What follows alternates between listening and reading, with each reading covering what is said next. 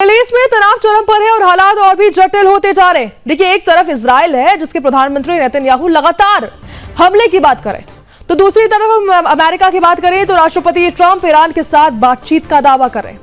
लेकिन ईरान ने इस बातचीत को पूरी तरह से खारिज कर दिया है, जिससे शांति की संभावनाएं फिलहाल धूमिल नजर आ रही है, कम से कम दिख रही। लेकिन सोमवार शाम नेतन्याहू ने कहा कि उन्होंने ट्रंप से बातचीत की।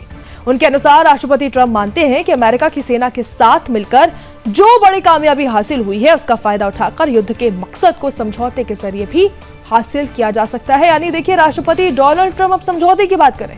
पहले 48 घंटे का अल्टीमेटम दिया जाता है, फिर अल्टीमेटम के बाद से वो आगे बढ़ जाते हैं और कोई और दावा किया जाता है। और अब कहा जाता है कि ईरान से उनकी बातचीत हुई है। हालांकि ईरान की तरफ से कहा जा रहा है कि कोई भी बातचीत नहीं हुई है। अमेरिकी राष्ट्रपति कह रहे हैं कि अब समझौते का वक्त आ चुका है और जल्दी यानी 9 अप्रैल तक ही सिर्फ ये युद्ध चलेगा। 9 अप्रैल के बाद ये युद्ध खत्म हो जाएगा। वहीं ईरान की तरफ से बयान जारी किया गया है कि हमारी कोई ऐसी बातचीत नहीं। नेतन्याहू ने कहा कि ऐसा समझौता होना चाहिए जो इजराइल के महत्वपूर्ण हितों की पूरी तरह से रक्षा करे।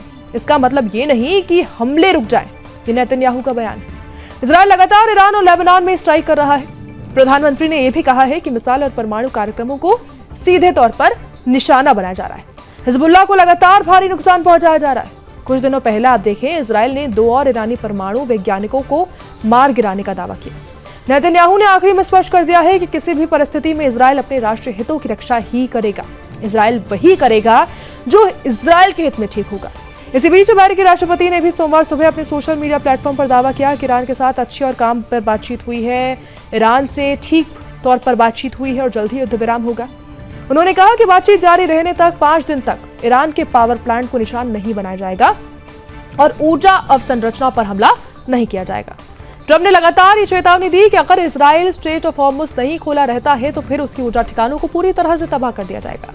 पहले ये बयान दिया गया और कहा गया कि इजराइल के ऊर्जा ठिकानों को निशाना बनाया जाएगा, माफ कीजिएगा, ईरान की ऊर्जा ठिकानों को निशाना बनाया जाएगा। लेकिन फिर ट्रंप अब कह रहे हैं कि ईरान से मेरी बातचीत हुई है और धीरे धीरे ये युद्ध खत्म हो जाएगा। 9 अप्रैल का वो दिन है। वहीं ईरान कह रहा है कि ऐसा कुछ भी अभी तक बातचीत नहीं हुई है, ईरान हमले जारी रखेगा।